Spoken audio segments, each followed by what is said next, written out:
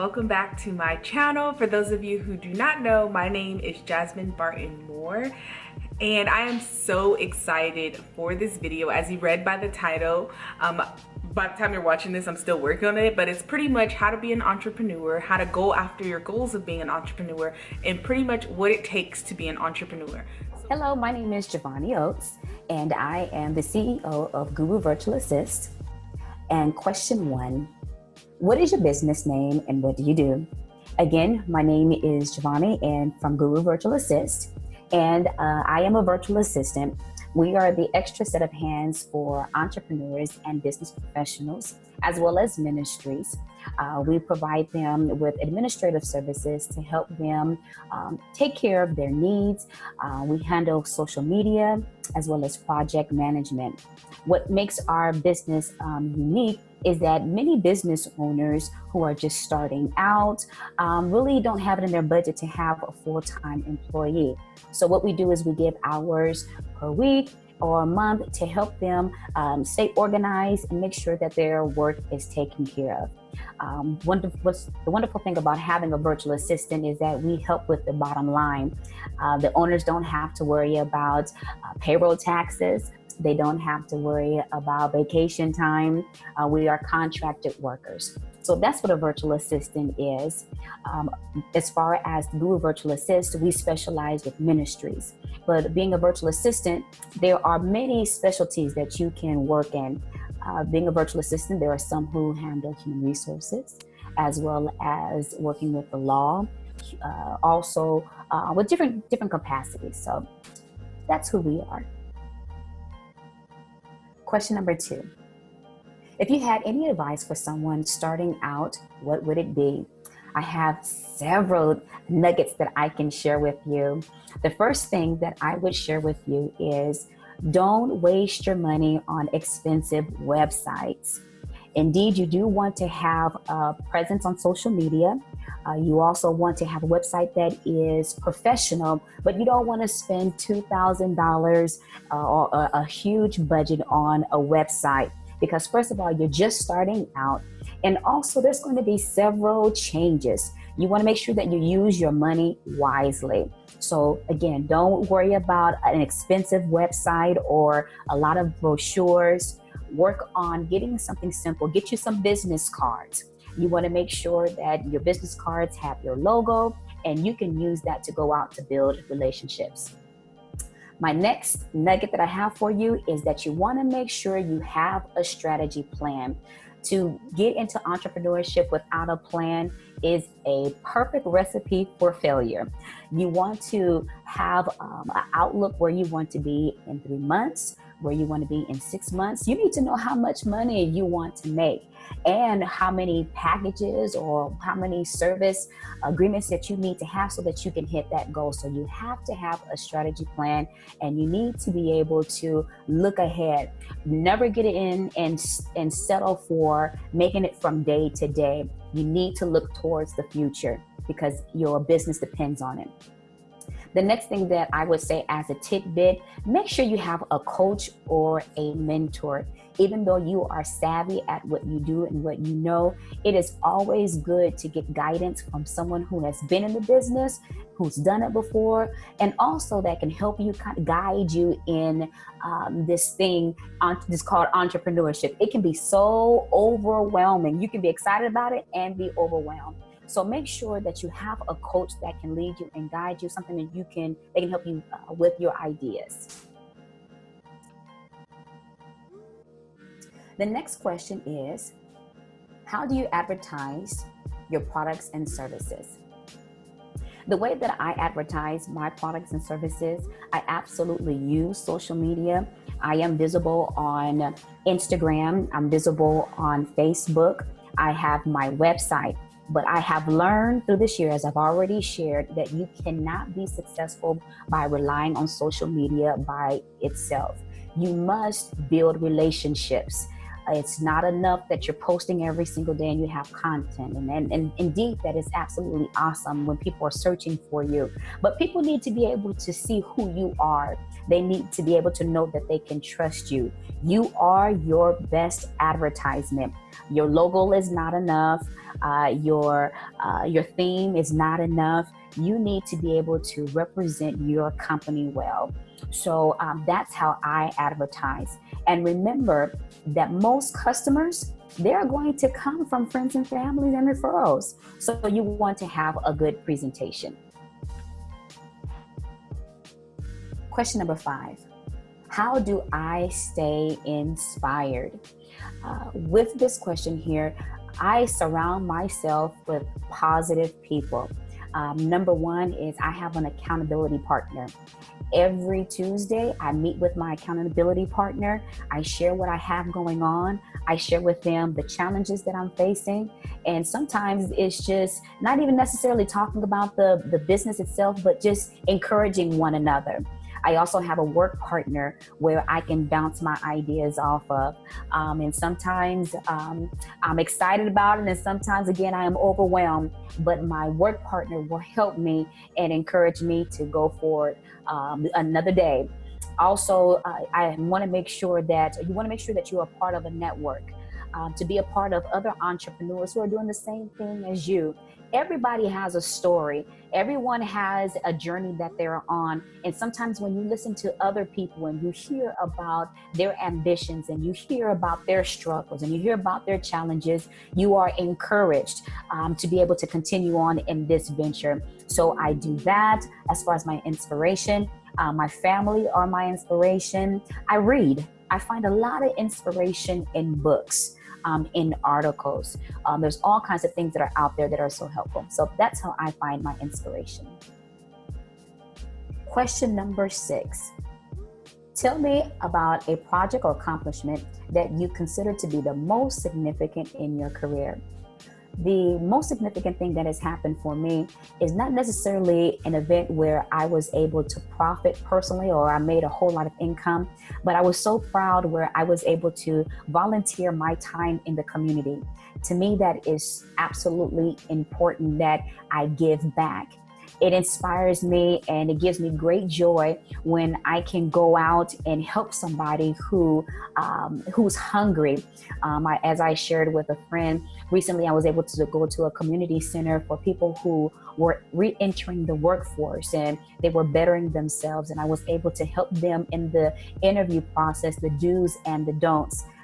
That just made me smile, and I was just so thrilled about it. So that's something that is important to me. And I encourage you as an entrepreneur that when you start to achieve success and when you start to see things growing in your business, don't forget there are other people around, and we have a responsibility to make sure that we are being a help to someone else. Thank you. Those are my answers. Okay, so I wanted to ask you a separate question because out of all the entrepreneurs that I have interviewed, you are the only one that is a full-time entrepreneur. Yes. Versus having a full-time job and doing entrepreneur. So how did you make the transition, and what would you recommend to other entrepreneurs trying to make that transition? Absolutely. So in my situation, when I started my business, as I mentioned, I worked with a company for over 18 to 20 years. And at the time, they decided to surplus my entire district. So when that time came, I had a decision to make. I could either go and get a job or I could start my business. I decided to go ahead and start my business and go for it. Now, my personal recommendation is when you're starting your business, if you have the option to maintain your job and to start your business, I think that is the best thing to do. You want to make sure that you have momentum. You want to make sure that you have really connected with your audience, making sure that this is something that you want to do. You don't want to abandon your stability and then, you find out, okay, no, I don't want to be an entrepreneur. No, you don't want to do that. You want to, I recommend that if you can, to stick with your job and be strategic, work at night, because it's going to take a lot of hours and time to start your business, and go from there. Okay, awesome. That's all the questions that I had for you. Thank you so much for having me. And I'm so excited for what's happening on your side. We miss you here in California. I know you wish you were here where it's nice and warm. It's actually warm today, so. Oh, okay. But usually most days it's cold. Yes, I hear you. Well, thank you so much, Miss Jasmine. Until next time. Hi, everyone. My name is Jamie Lott, and I am the owner of Dream Diver Design. We do both graphic design company. For me, this has been a very difficult but rewarding battle, and I would say to anyone who's trying to start their own business, like, it's not for the faint of heart. And you'll probably hear it over and over again, but it's really not for the faint of heart. Number one, I work full-time. I have a full-time 9 to 5, and I'm an entrepreneur, which means sometimes there's sleepless nights, there's sacrifices, not going out and doing the things that I once would have wanted to do because my business comes first. But it's rewarding because at the end of the day, it is my business. I have a goal of eventually not doing 9 to 5 and doing my business full time. To me, what's unique about my business is I have a sole focus on entrepreneurial endeavors and nonprofits. So Dream Diver Design, the whole essence of my business is to take a dream that seems impossible and to go ahead and die for it. So I have a lot of nonprofits, startups, people who have these huge audacious goals that need to look the part, so to speak, that come to me for my services. Whether it be like design, whether it be headshots, whether it be social media consultation, they all come to me for this. And my job is to take that dream and design for it. So I love what I do. The way that I advertise my products and services, listen, Facebook. To all entrepreneurial endeavors, Facebook, social media as a whole, that is gold. Gold. It's gold because literally you can advertise and push your business for free, or you can pay a very small minimal amount and get it out into the hands of people who you would never meet, never shake hands with on a regular basis. So, honestly, advertising and marketing, it's Facebook and Instagram. Another thing that is important is word of mouth. So make sure you have business cards, your different things that you do, different events that you go to push your name. Networking is huge in promoting your business. For me in my line of business, a lot of these networking opportunities that are full of entrepreneurs, those are gold mine because I want to help those people.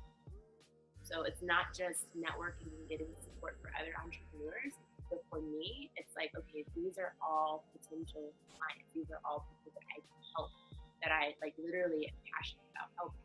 So find out what your demographic is and try to surround yourself with events that demographic is drawn to, if that makes sense. Inspiration for me. Inspiration for me, it comes from a really personal place because, okay, I'm gonna tell you the story. I had a dream. And in my dream, I was swimming. I don't really swim. But I was swimming and I was in a pool with a friend. And the instructor was like, okay, now it's time for you to dive. I'm like, okay, dive in the pool. And I looked at my friend, and my friend was just moving from side to side, kind of doing a little swimming side to side thing. And I'm like, hey, it's time to dive. And the instructor was like, no, the dive is just for you. You have to dive by yourself. And when I dove in that pool, it was like this never-ending ocean. So why am I saying this? The name of my business from that dream is Dream Diver Design. Because my goal is to take those risky dives that nobody else wants to take, that seem impossible, that Sometimes it's just going to be that entrepreneur by themselves diving. And my goal is to partner with them and to be that friend that helps them to get to that audacious goal. So inspiration for me comes from a place of remembering when I started. For me, it's more than just a business, it's a purpose. And I'm very, very much so drawn to purpose. I believe for me it's a God-given purpose. And so because listen, you'll have days where you're like, what am I doing? Like, this is dumb. I have a job, but this is dumb. But for me, I have to go back to that root of purpose. And that, look, it's not just a business. Like, you are helping to launch, essentially, the visibility of other businesses. Another thing I do is I do like photo shoots for people who need to build their self-esteem. I do engagement photo shoots. All those things that capturing a dream, whatever the dream is. If the dream is to have a specific engagement shoot, that I just did one that captured the essence of the love of the couple. For me, that's a dream that I'm going to die for. You know, if the dream is to restore one's self-esteem, which I did a shoot like that, which was really beautiful, then I'm going to die for that too. So when you think about the why behind the what, that's going to bring your motivation back. And if it doesn't, you should really assess it. I think that one of the most pivotal projects that I ever worked on,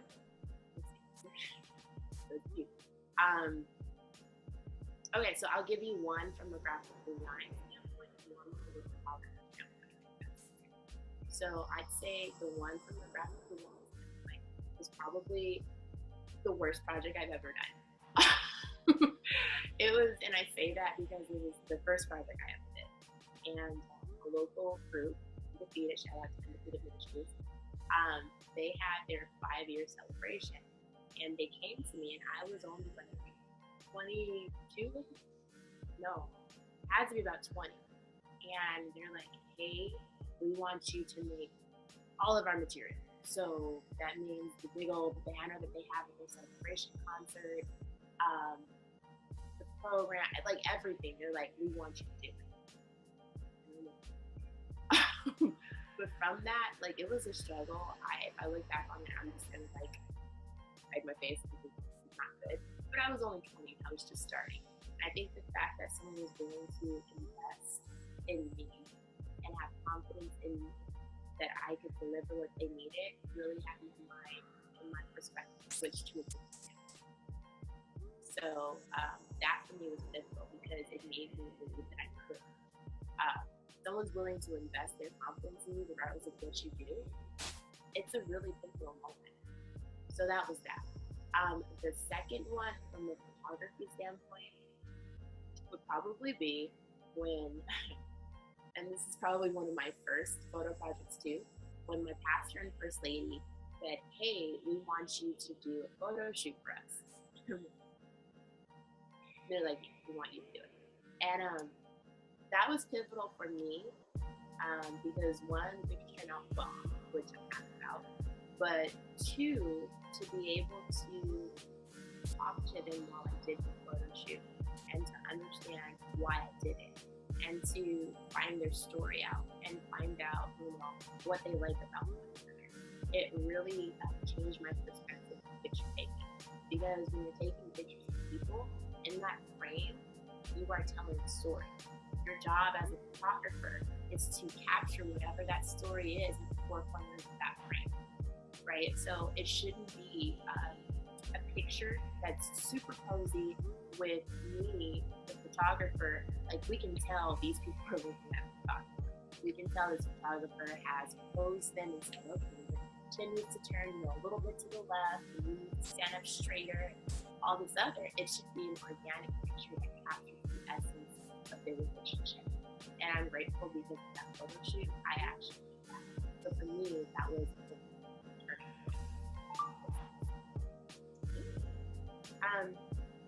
so thank you so much for listening. Dream Diver Design, if you want to leave a video on social media. So for the design portion, it's going to be on Instagram at Busy Dream Diving. If you want to check out our photos, you can go to Busy Dream Catching. On Facebook, we're Dream Diver Designs, www.dreamdiver.com.